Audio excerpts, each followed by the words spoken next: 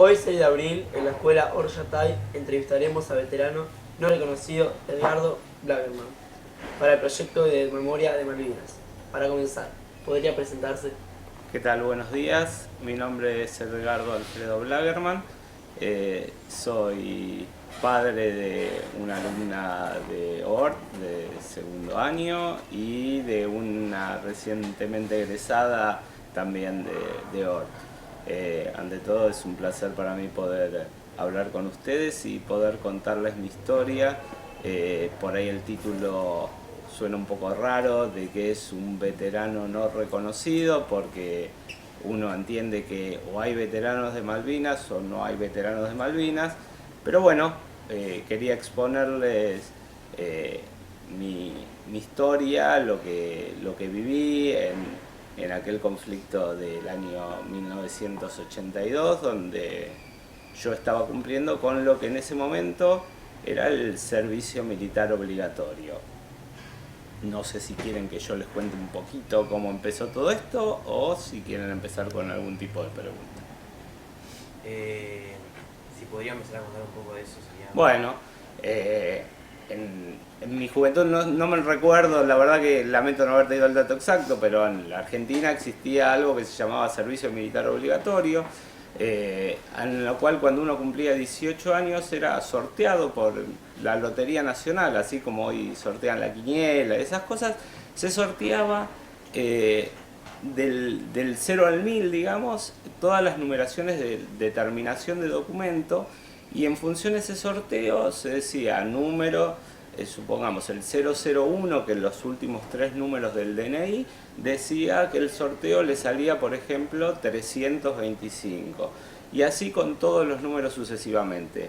De ese sorteo se determinaba, tampoco conozco el criterio porque nunca participé de las Fuerzas Armadas como para conocer cuál era el criterio que se utilizaba, que variaba año a año, desde cierto número, por ejemplo, desde el número 500 hasta el número 1000, todos esas personas, esos chicos, digamos, en ese momento de 18 años, que estaban encuadrados dentro de esa numeración, hacían lo que se llamaba el servicio militar obligatorio.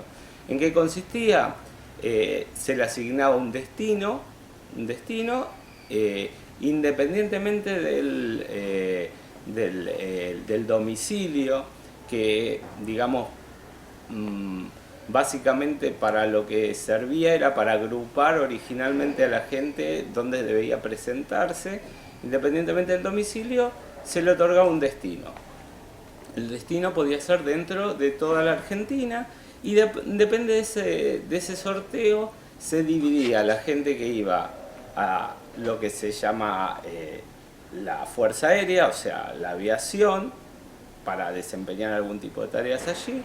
Otros hacían marina, en destinos donde estaban en contacto con buques, con todo lo que tiene que ver con la marina, y otros eran los que se en tierra, o sea, los regimientos los más conocidos. Hoy, si uno va por Palermo, hay un regimiento muy grande que casi no funciona, tiene una parte, creo que inclusive tiene un supermercado, shopping o no sé qué. Eran regimientos muy grandes que convocaban una cantidad muy importante de gente, donde allí se ingresaba y se hacía una instrucción militar para estar preparados para distintas situaciones. Lo que era en la jerga de la calle, por así decirlo, se decía que a uno le hacía bien hacer servicio militar porque era como una forma de crecer. Uno salía recién de estudiar, con apenas 18 años y recién empezando a intentar vislumbrar cuál era el futuro que iba a hacer. Y esto de ir a un lugar que estaba alejado de los padres, del entorno familiar, digo alejado en el sentido de que se convivía con otras personas, uno ya dejaba de estar todos los días en su grupo familiar y pasaba a vivir como internado en un lugar donde iba aprendiendo un montón de situaciones. En mi caso, el 3 de febrero de 1982 fui convocado al distrito San Martín, que se encontraba en la localidad de Ramos Mejía, Allí me presenté, nos llegaba una carta donde nos decían qué lugar debíamos presentarnos y después que se reunió a toda la gente que debía entrar en esa camada, en mi caso nos subieron a unos camiones, los Unimog, uno en general ve esos camiones de guerra, nos subieron a esos camiones, nos llevaron a Palomar y en Palomar subimos a un avión en el cual cuando se cerró la puerta del avión, un sargento, que es uno de los suboficiales con cargo militar, nos dijo, de aquí en más empieza su vida militar, en 2 horas vamos a estar en Comodoro Rivadavia, y ese va a ser su destino. Nosotros hasta ese momento, el ejército tenía una cosa bastante rara que era, o no rara, era un poco adrede, que no brindaba demasiada información en general. Entonces todo era bastante como oculto en todo sentido, desde cosas triviales, digamos, hasta cosas más graves, como por ahí algunas cosas que más adelante les voy a contar. Pero en ese momento, por ejemplo, mis padres no supieron a dónde me llevaban en ese momento, ni cuántos días iba a estar, ni en dónde nos iban a alojar, nada de lo que iba a pasar en lo inmediato. Bueno, así fue, viajamos 2 horas en avión, aterrizamos en la localidad de Comodoro Rivadavia, nos trasladaron al que iba a ser nuestro destino. En mi caso hubo muchas camadas que fueron derivadas al sur. Entrando yo un poquito en lo que fue la Guerra de Malvinas, desde diciembre se tenía muy en claro que se iba a llevar a cabo este accionar militar con distintas facetas que por ahí un poquito le voy a contar de lo que yo pude investigar estos años. Pero bueno, como era un año que ya se sabía que este conflicto iba a pasar, muchos de los destinados, digamos, y que debían cumplir con el servicio militar, les tocó ir al sur, como Rivadavia, Río Gallegos, Trelew, los distintos regimientos que hay en Esquel. Hay un montón de regimientos en la zona sur y a muchos, más cantidad de la que normalmente solía enviarse al sur. En general, los que éramos los jóvenes que eran de Capital y de Gran Buenos Aires, en general hacían el servicio militar en Campo de Mayo, en zonas más cercanas al lugar de donde vivían. Porque llegaba un momento que después de la instrucción uno empezaba a tener francos y empezaba a ir a su casa, qué sé yo, entonces siempre se buscaba un lugar no tan alejado. En este caso, como el conflicto ya estaba pensado y ya sabían que iba a pasar, se envió muchísima más gente de lo que normalmente se enviaba al sur. Bueno, y así nuestro destino fue lo que es un liceo militar, lo que es una escuela militar, o sea, es un colegio secundario donde los chicos van allí a aprender una carrera militar. Salen como oficiales y muchos de ellos no utilizan, digamos, porque después siguen algunas otras carreras y otros siguen relacionados con el ejército. Entonces, bueno, básicamente así llegué yo en ese momento al Liceo Militar General Roca, un mismo 3 de febrero, o sea, obviamente bastante antes de la guerra. Para terminar, antes de que lleguemos, digamos, específicamente a la guerra, de ahí estuvimos unos 2 días, después nos llevaron a un campamento petrolero, una explotación petrolera que estaba abandonada. Fuimos con carpas de campaña, con carpitas chiquitas, donde allí hicimos lo que ellos llamaban la instrucción. Tuvimos unos primeros 20-25 días de instrucción en un lugar que carecía de sanitarios, agua potable, que lo que se hacía era traer agua potable en unos tanques y se nos aprovisionaba en unas cantimploras que teníamos, entonces nos iban regulando el tema del consumo del agua.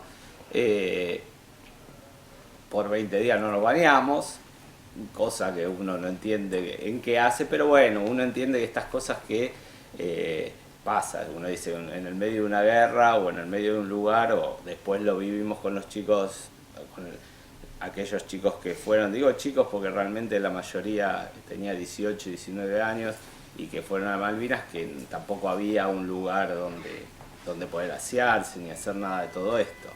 Y bueno, hicimos esa instrucción y retornamos al liceo, que estaba a algunos kilómetros ahí de este campamento, y en el liceo militar, digamos, seguimos con una instrucción de tiro, por ejemplo, que en mi caso fueron 5 disparos, eso era todo, esa fue toda mi instrucción de tiro, con lo que en ese momento era un poco el arma más moderna, que era el FAL, el fusil automático liviano.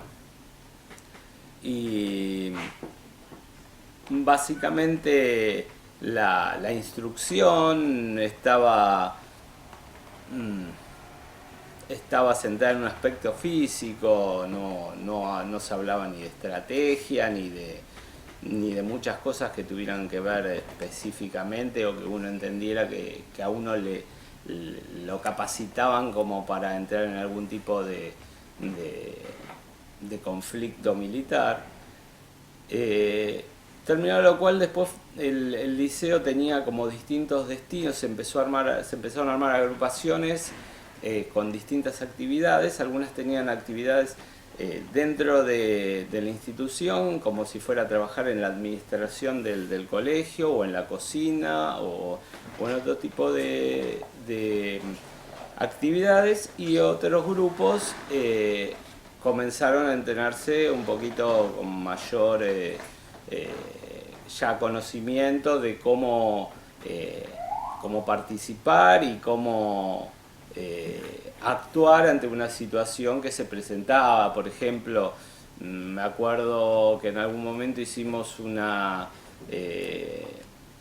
nos enseñaron cómo se hacía una toma de una ciudad, uno venía andando en los camiones y había que tirarse de los camiones en funcionamiento, a baja velocidad obviamente venía el camión y uno se tenía que ir escondiendo sobre las paredes para no ser descubierto o atacado por un enemigo si había en ese lugar. Básicamente, bueno, esto fue así hasta que en los últimos días de marzo hubo, no sé si estuvieron viendo, sí, obviamente por el tema, supongo que deben haberlo visto, hubo como una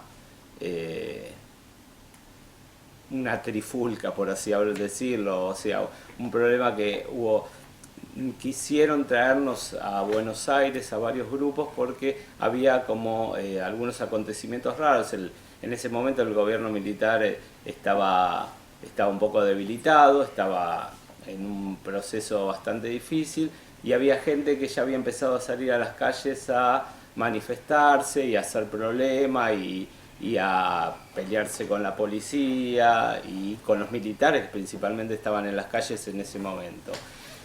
Para los últimos días de marzo estuvimos a punto de que nos trajeran a Buenos Aires a nosotros a reprimir a los civiles que se quejaban de una situación política que se daba en ese momento en la Argentina. Se resolvió que no viajáramos y de ahí llegamos ya un poquito al 2 de abril y el comienzo del conflicto.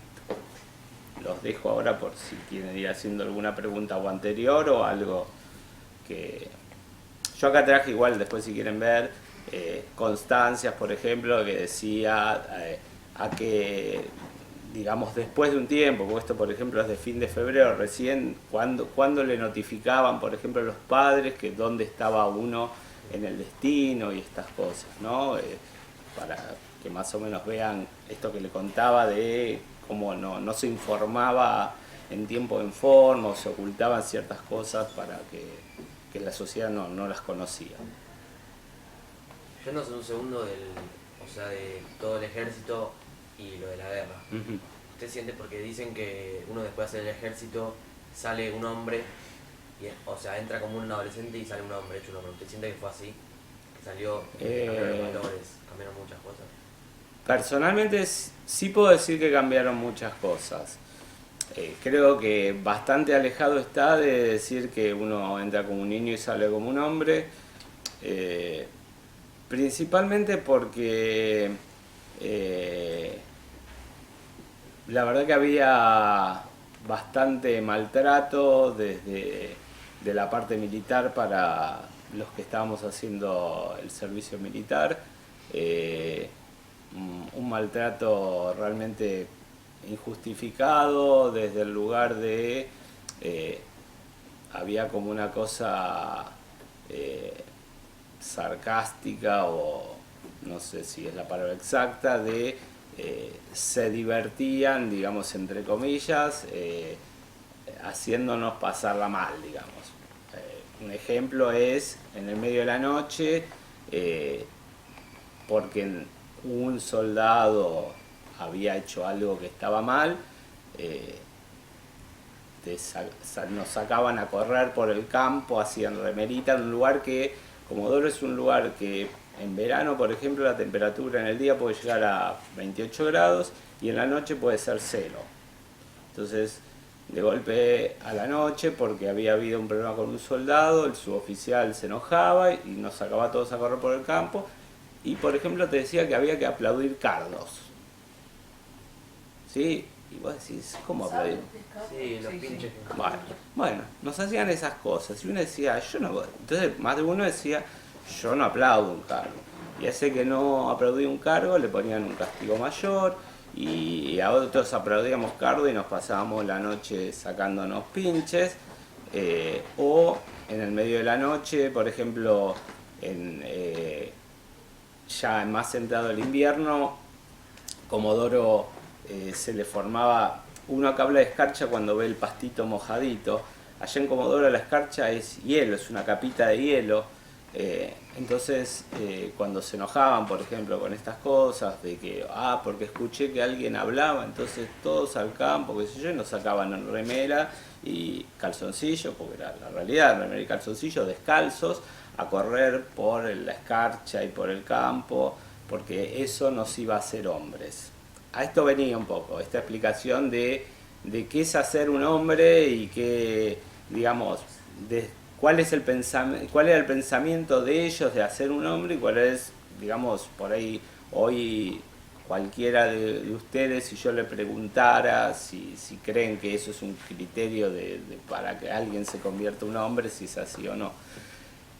Por otro lado, sí puedo decir que por esto que vengo contando y por otras situaciones que por ahí les voy a contar un poquito más adelante, sí mi vida tuvo un clic, un cambio importantísimo porque viví un montón de cosas que desconocía, que no creía ni que iba a vivir y que me marcaron para toda la vida.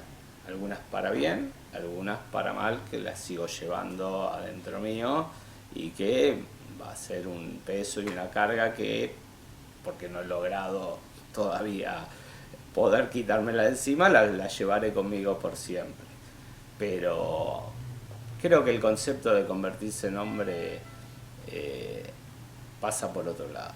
Me parece que es por transmitir valores, por enseñar las cosas como corresponde, por si estoy dando una instrucción, a hacerla en la forma correcta y de saber transmitirle y que el otro entienda qué es lo que le estoy enseñando y transmitiendo.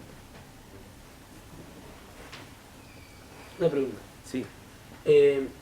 Una vez allá en Malvinas, ¿a vos te llegaron las cartas o el correo que te mandaron? Bueno, yo hago la aclaración. ¿Por qué yo me presento como veterano no reconocido?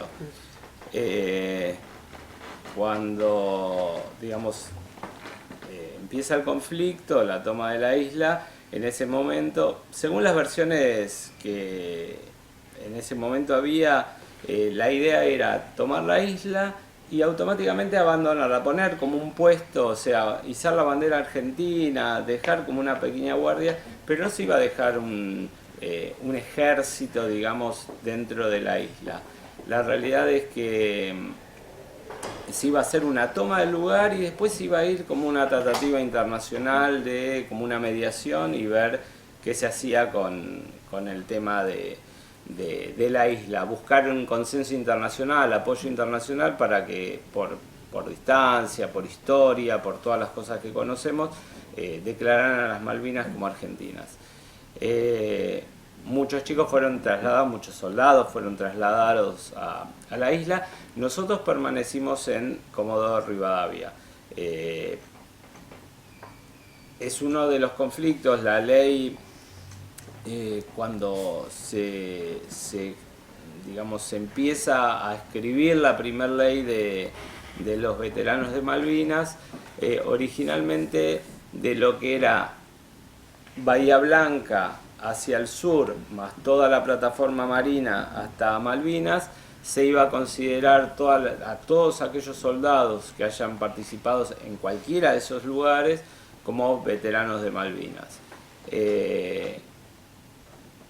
Según lo que dicen las malas lenguas, por una cuestión de presupuesto y económico, porque esto implicaba una pensión, amén de otros beneficios, una pensión en dinero.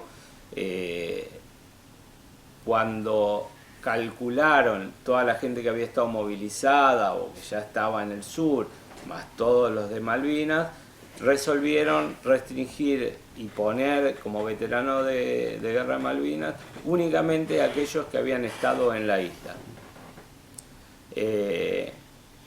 Uno con buen criterio puede decir, y bueno, sí, son los que participaron de la guerra y los demás en realidad no tienen por qué, digamos, tratar de llegar a esa categoría si no lo fueron.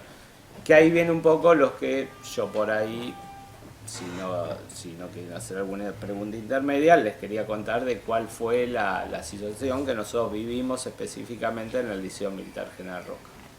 No sé si alguno quiere preguntar algo antes, si no les paso a contar. Puede. Bueno,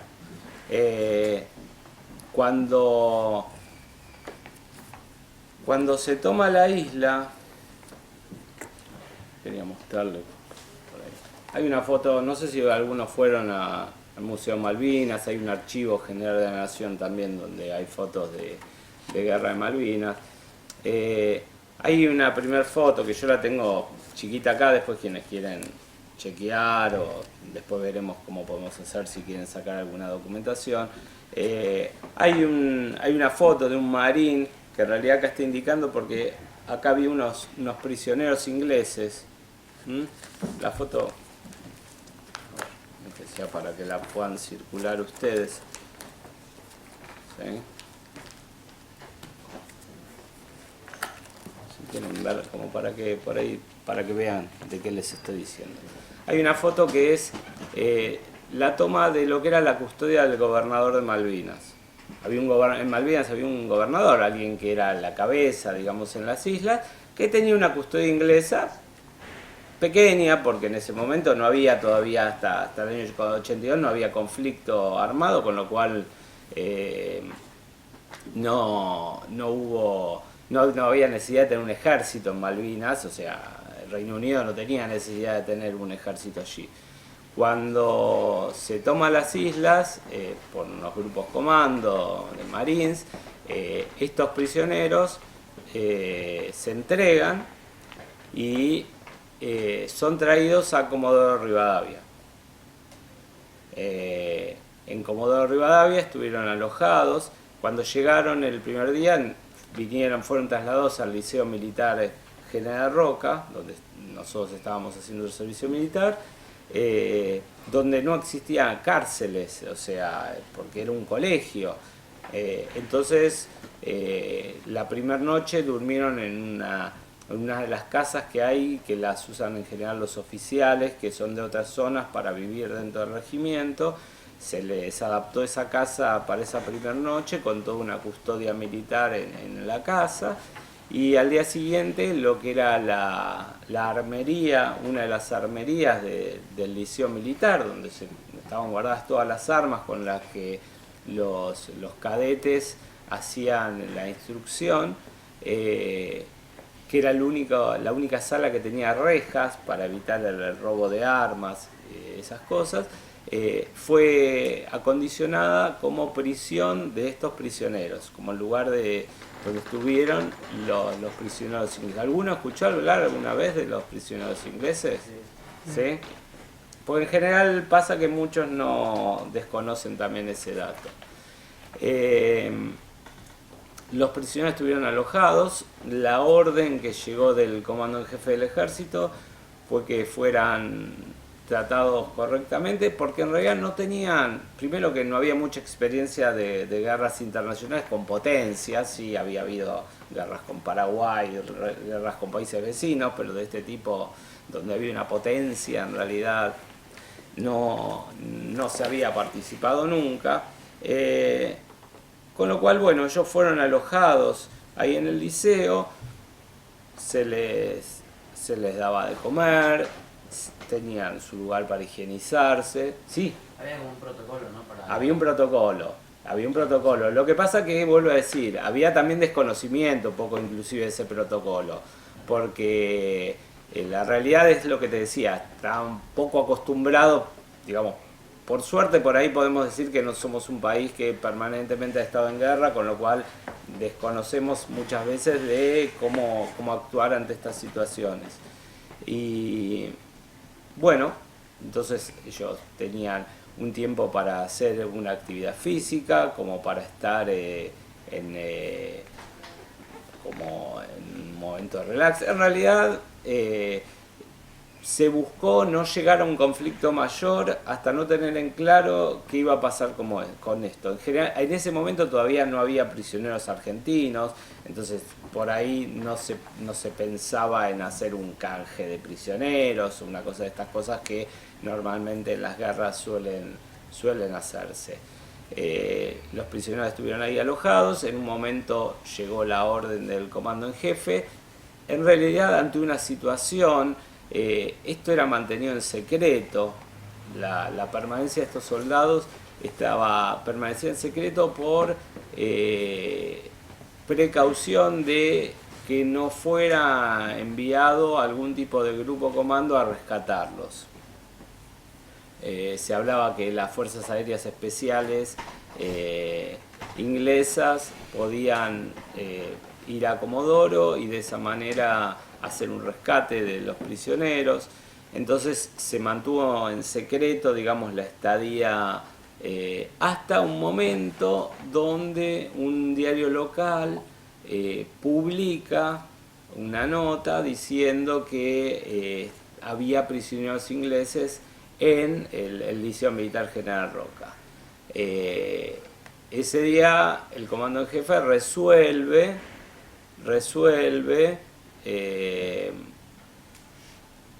trasladarlos, devolverlos, en realidad, básicamente se podría decir la palabra, devolverlos a Inglaterra. A ver, uno cuando entraba al servicio militar le hacían llenar un formulario con no sé, nombre, con cosas y con aptitudes y conocimientos que uno tenía.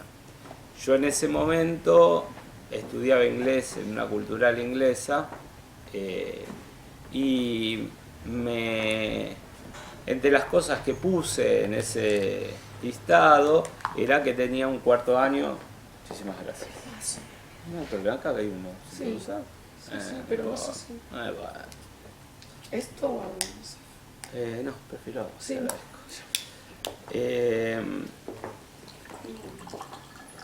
Entonces, bueno, dentro de ese formulario que yo había llenado, había puesto que tenía un cuarto año de cultural inglesa, y al momento que llegan los prisioneros, digamos, hicieron una selección de con qué personal contaban.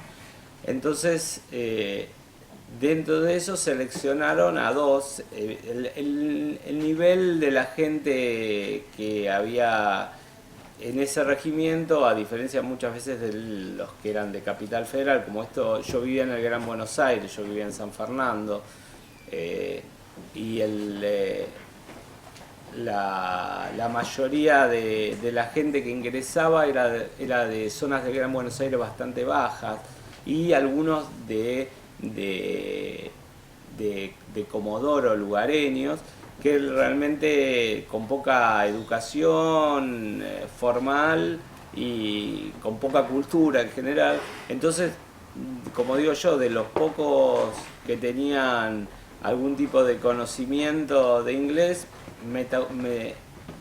digamos, me eligieron a mí como uno de los soldados intérpretes para estar cuidando a los prisioneros.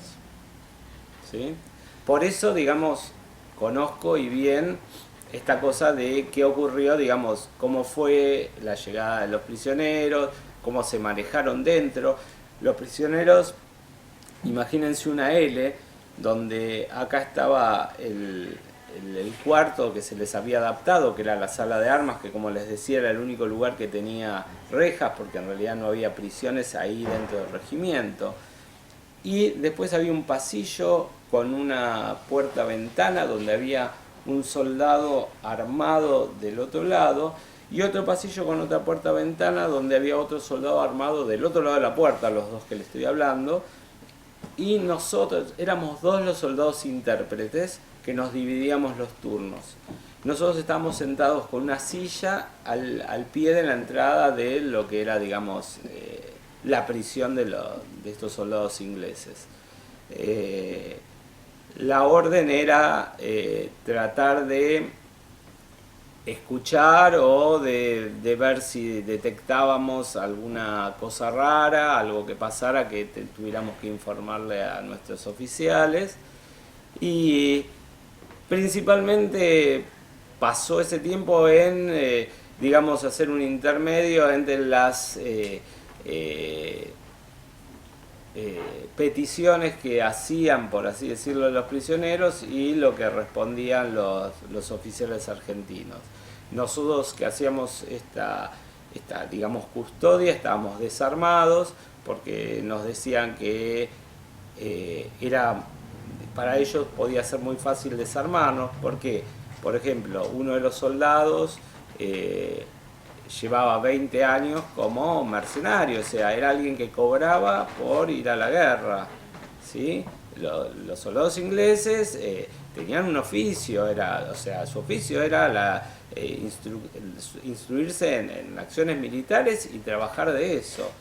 Entonces, por ejemplo, la mayoría mínimo nos llevaba 10 años de diferencia, y había algunos que nos llevaban. Hay un caso, yo cuento de un caso específicamente, de una persona que me pregunta a mí cuántos años tengo, yo le digo 18, él me dice yo tengo 38, hace 20 años que trabajo de esto. Básicamente me cuentan, nosotros lo que hacemos es nos mandan a un lugar, en general me decía, tomamos posesión de ese lugar, y cuando la cosa está tranquila muchas veces nos traen a la familia y vivimos ahí un tiempo. Los que estaban casados y tenían hijos, qué sé yo, se los llevaban a ese lugar donde ellos tomaban posesión del lugar y estaban un par de años, y después los asignaban a una nueva operación en otro lado, y así iba siendo su vida militar.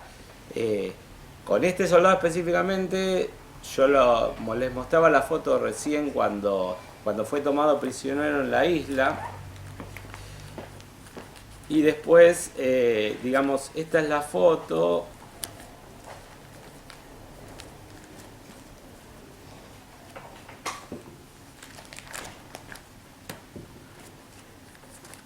Esta es la foto, igual se la quieren hacer circular, de cuando les digo que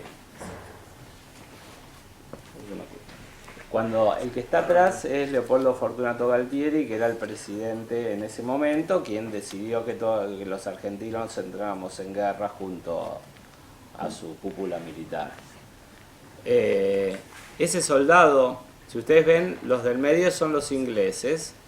A la izquierda está el oficial el que estaba a cargo, que era el capitán Bruno, que era el jefe de la compañía donde yo estaba, y el que está a la izquierda soy yo con 18 años, que si ustedes ven en el bolsillo izquierdo, que se nota como si tuviera unos libritos, unas cosas, tengo los pasaportes de los soldados ingleses porque los estábamos llevando al aeropuerto de Comodoro para que fueran trasladados en teoría a Inglaterra. Como les decía, el que en ese momento él me había preguntado y me había dicho que hacía 20 años, que es el de bigotitos que se ve allí. Yo cuento que hay una secuencia, él está cuando es la toma de la isla, que lo toman prisioneros, en este momento que sale de aquí, y cuando se hace el izamiento de la bandera inglesa nuevamente en Malvinas, aparece al lado del mástil. O sea, nunca volvió a Inglaterra, lo que se dice es que llegaron a la isla de Ascensión, volvieron a subir un buque inglés y volvieron a ir a la guerra. ¿Por qué? Porque ellos cobraban por trabajar. ¿Y qué era para ellos trabajar? Estar en guerra o estar cubriendo las acciones militares que tenían que cubrir. Hay varias fotos de la misma situación. Es la única foto que en realidad queda registrada. En realidad este registro de la salida de los prisioneros fue un poco hecho adrede por los oficiales del regimiento para que quedara registrado realmente que habían pasado los prisioneros, porque después de muchos años, por eso les preguntaba si ustedes alguna vez habían escuchado que había habido prisioneros ingleses, porque mucha gente lo niega y esto ocurrió y estuvieron. En ese momento no había Photoshop, no había nada. Tengo, es más, si alguno quiere ver, esa foto salió en... ¿Podés escanear alguna? Sí, todo lo que ustedes me pidan después. Esa foto salió en la revista, en ese momento la revista La Semana, es como la revista Gente, o la revista, era una de las revistas más importantes que había. Esta foto salió dentro de la revista La Semana. Esto es un ejemplar de ese momento. Y yo tengo la foto original de Editorial Perfil, porque bueno, en ese momento mis padres fueron a buscar la foto a la editorial, y tengo la foto original de la Editorial Perfil, con la cual fue publicada esta... Este fue el primer hecho, digamos, que al regimiento lo relaciona directamente con la guerra, y con la cual tiene una acción de guerra directa, que es el cuidado de unos prisioneros.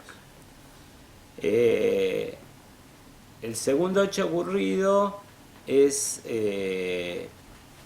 voy a fallar en mi memoria con el día exacto, pero creo que el día 27 de abril, si no igual lo tengo ahí documentado, hay un aviso de si quieren tenerlo y después me lo pasan, no hay problema. Hay un aviso de un avistamiento, de que se avista un submarino inglés en la zona de Caleta, Libia, y entonces se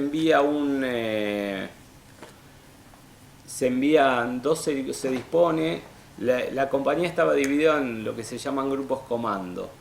Entonces el oficial al mando, que era el director del Liceo Militar General Roca, como si fuera el director de ORT, que dice, bueno, a ver, el grupo de estudio que está armado, que está preparado para hacer esto, va a venir conmigo a entrevistar a Félix Luna, que es un historiador, porque el grupo está preparado para hacerlo. Entonces me llevó a este grupo y a otro grupo.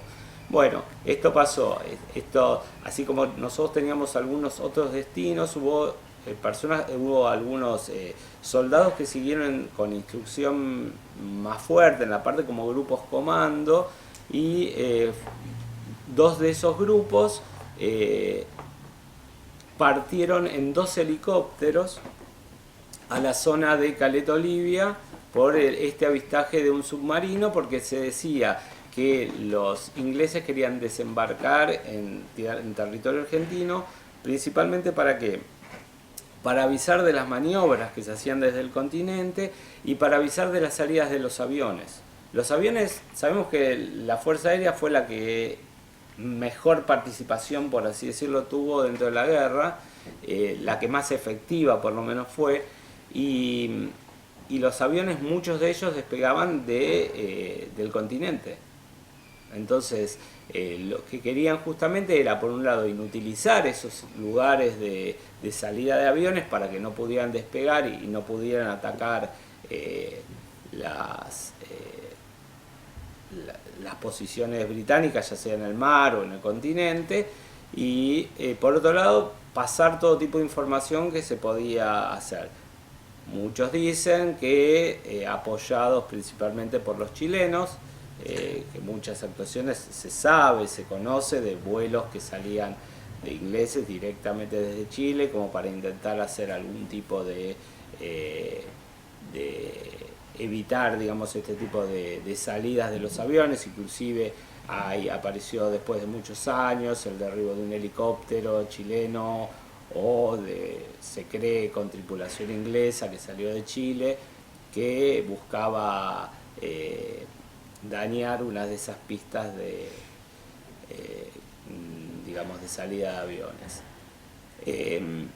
Estos dos helicópteros parten de Comodoro, llegan a Caleta Olivia, llegan ya sobre la nochecita y son alojados, bajan en el centro de Caleta Olivia, son alojados en la comisaría, pasan la noche ahí para poder dormir, digamos, o por lo menos poder estar reparados del frío.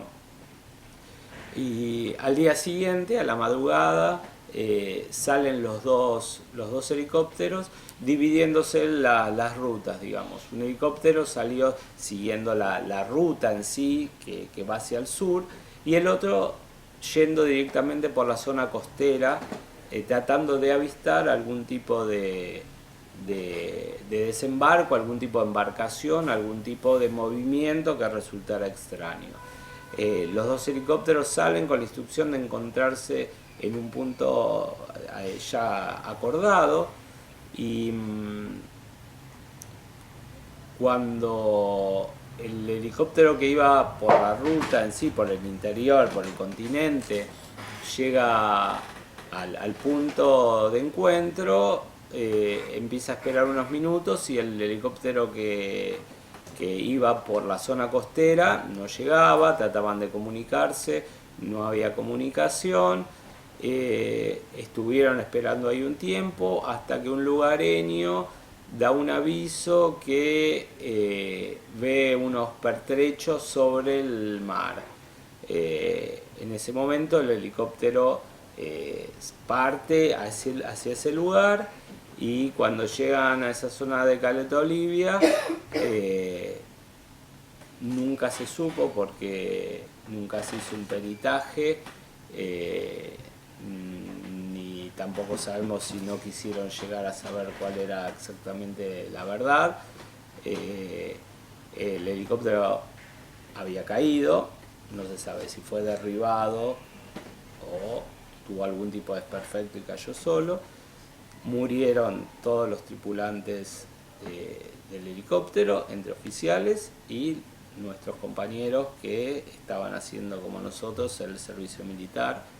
Uno de ellos cumplía funciones en el mismo lugar donde yo trabajaba. Me acuerdo, inclusive hay una historia de dos personas que se pelearon por subir a este helicóptero, y el que se quedó abajo se quedó con mucha bronca por no haber podido ir, y ese helicóptero, digamos, de ese helicóptero fallecieron todas las personas que en él viajaban. Como digo, nunca se hizo un peritaje.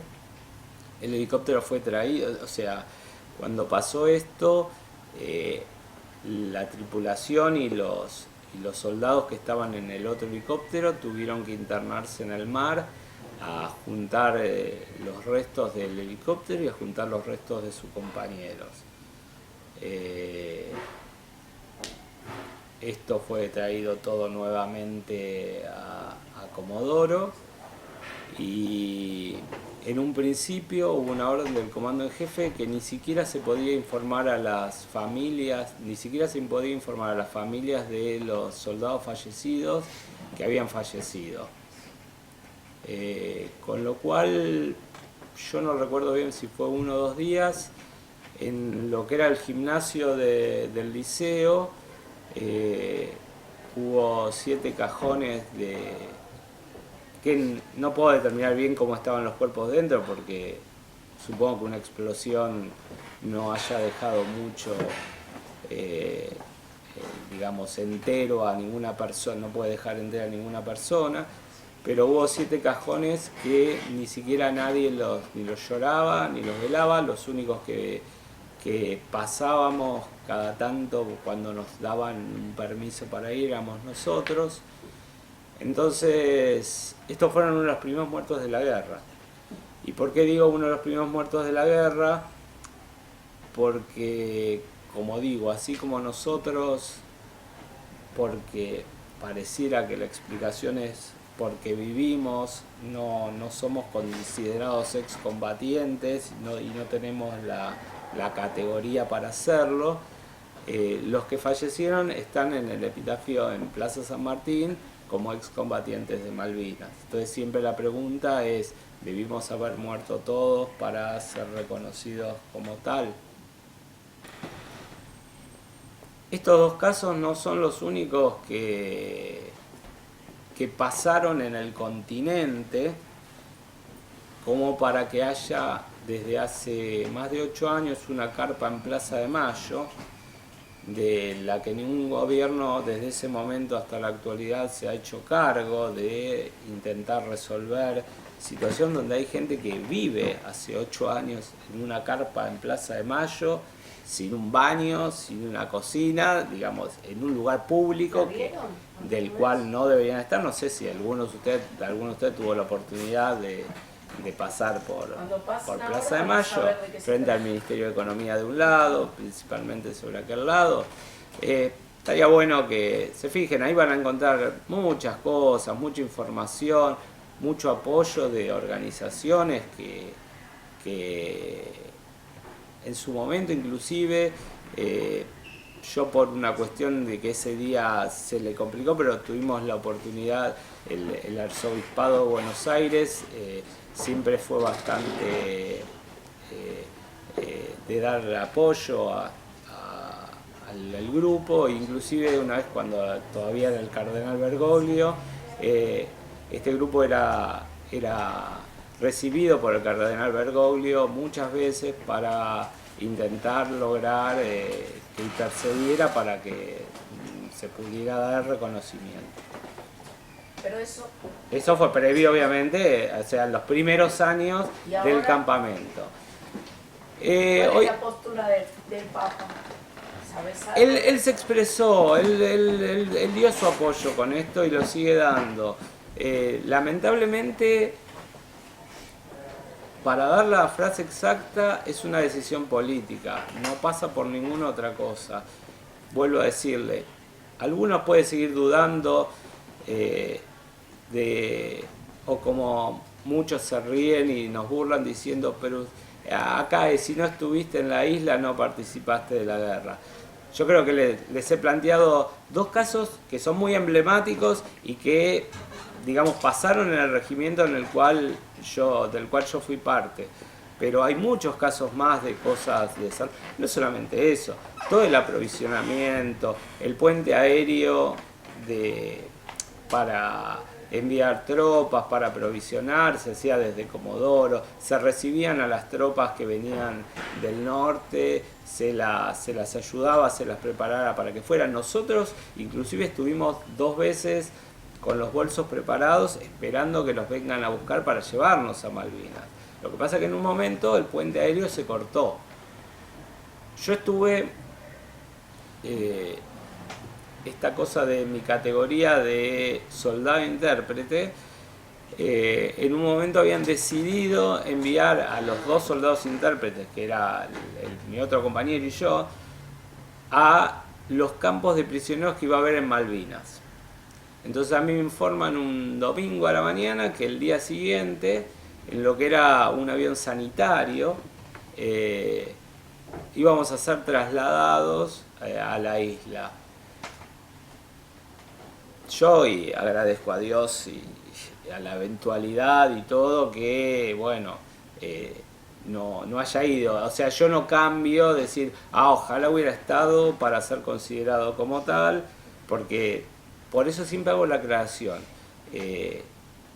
No me atribuyo de nada de lo que no soy. Yo vengo a contarles mi historia. Después cada uno puede o no hacer su propia evaluación, puede o no tener su propio criterio y puede pensar si está bien o está mal lo que estos locos de hace 8 años están reclamando. Y como alguna vez, yo hablando con algunas autoridades, porque fuimos recibidos varias veces, en su momento cuando Massa era jefe de gabinete, tuve la opción de hablar con un asesor de él en su despacho y ahí fue cuando más en claro me dejó que la cosa no se discutía si uno había hecho o no había hecho, básicamente pasaba por una decisión política. Si el político, digamos, digo de turno, porque o si los políticos en sí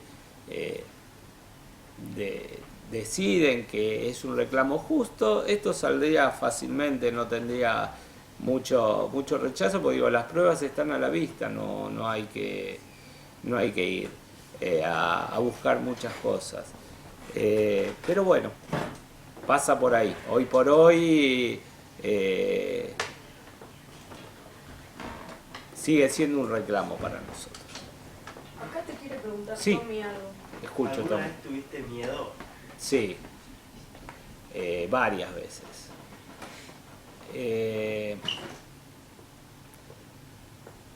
Yo siempre digo que creo que no es casual que uno hiciera este tipo de cosas, servicio militar a esa edad, porque uno cree que lo puede todo. ¿Sí? Uno cree que lo puede todo. Mire, déjame, yo vas a ver cómo salgo de que vengan los ingleses, se la van a encontrar conmigo. Ahora, después cuando vos caes en la realidad y además te das cuenta que no tenés ni la instrucción, ni las armas, ni el equipamiento, obviamente ni hablar que los ingleses tenían miras infrarrojas, las mejores armas que había en el momento, radares que daban las posiciones, ayuda externa.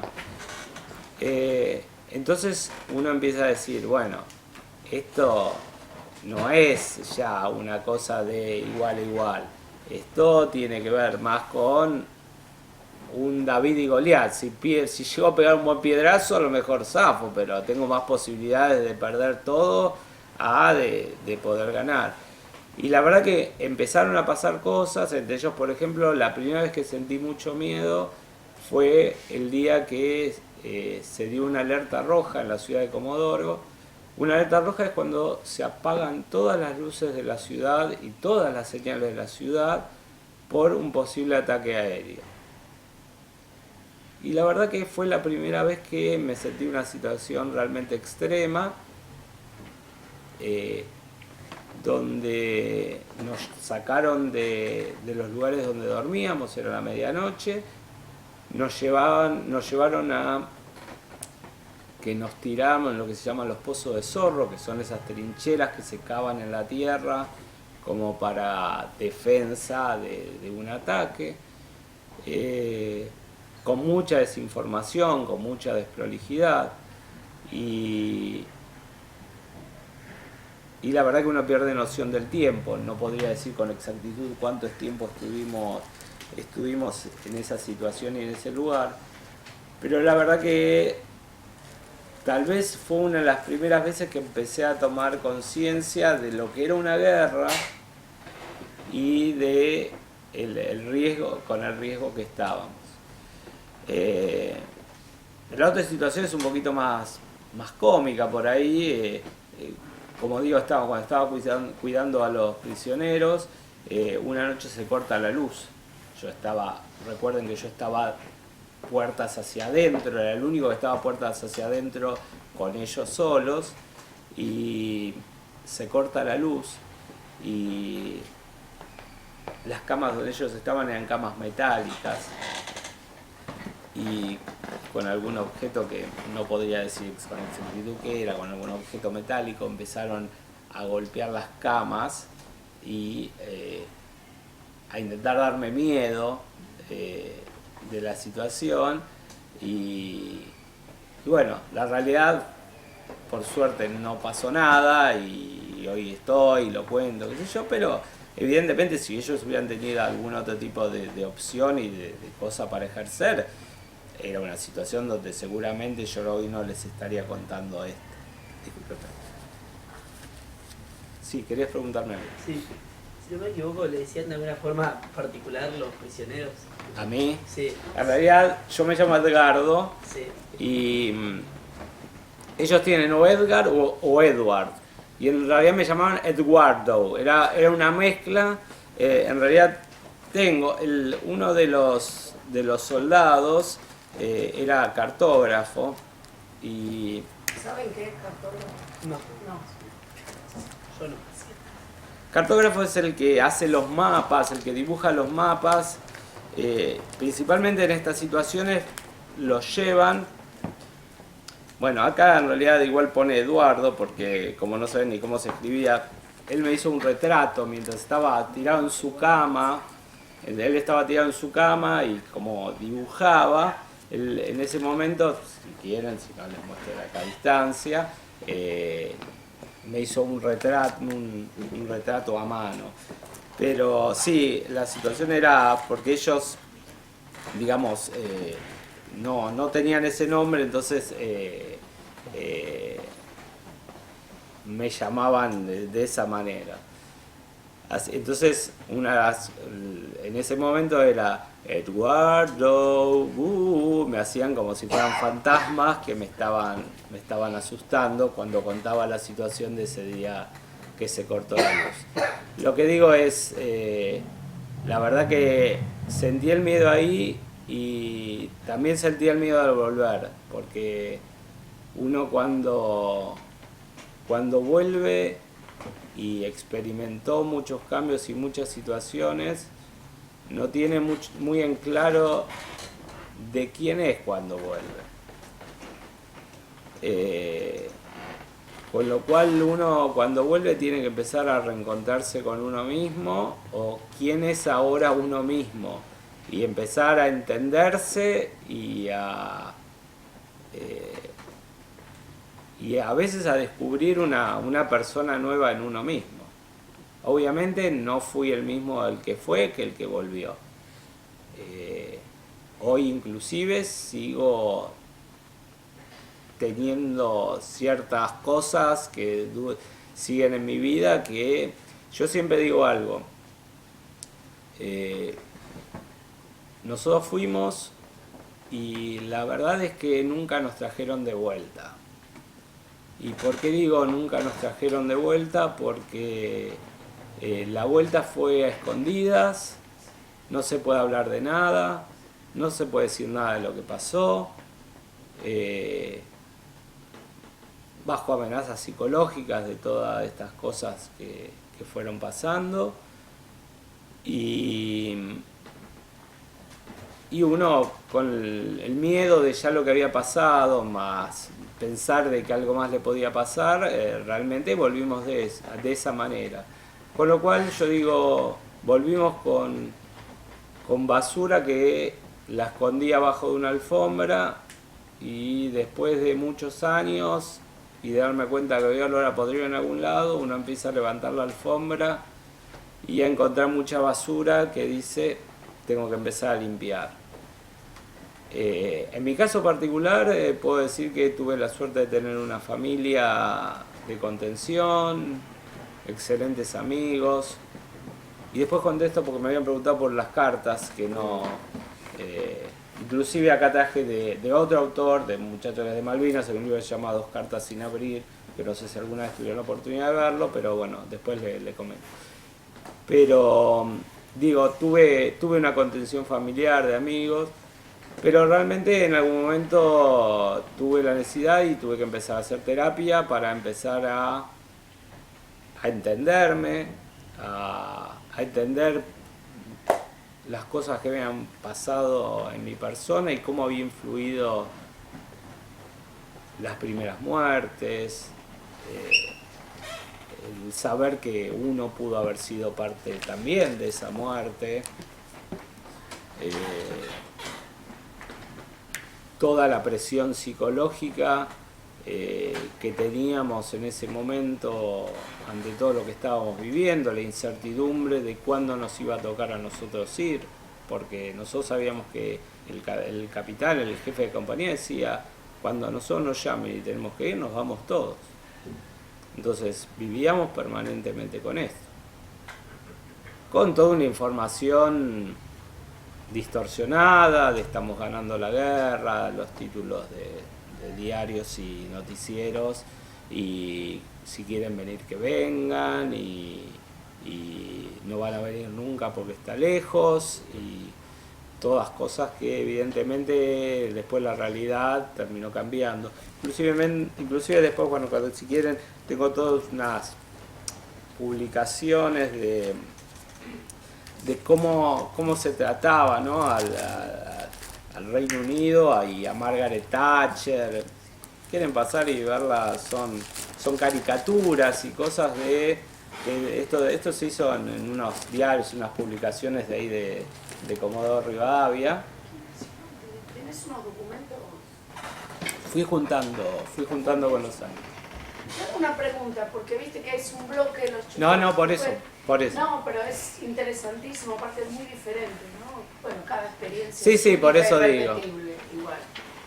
¿Por qué pensás que la dictadura, o sea, que Malvinas es un tema que la gente no termina de asociar con la dictadura? De alguna manera lo asocia, pero es un tema para mí, como historiadora, poco tratado, poco valorado también.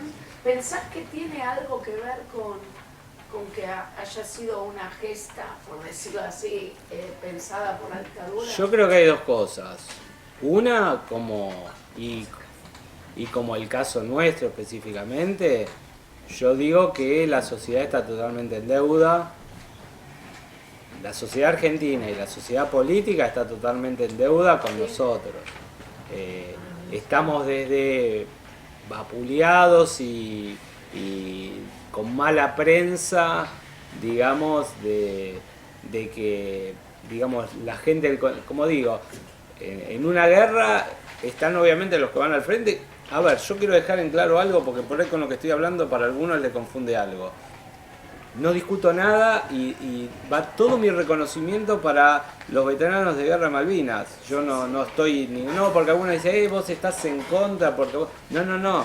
A ver, yo los reconozco. Me imagino en parte todas las situaciones que han vivido, pero no lo puedo decir exactamente porque no viví eso.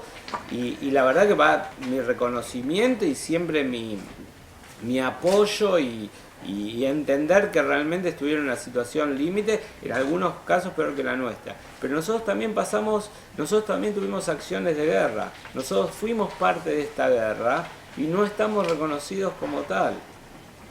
No somos tal de tal. Contestándote lo que me preguntabas, no tengo ninguna duda que ante el derrumbe del gobierno militar fue la salida que encontraron como un golpe de efecto, como le contaba a los chicos, porque creo que justo vos habías salido, la idea original era tomar la isla, plantar izar la bandera, dejar una pequeña custodia, digamos, y no tener un ejército en realidad en la isla, ni llegar obviamente a una guerra. El tema era ese y después nos sentamos a negociar. Este era el objetivo principal. ¿Qué iba a hacer esto? Un golpe efecto de los argentinos, nosotros, sigamos adelante.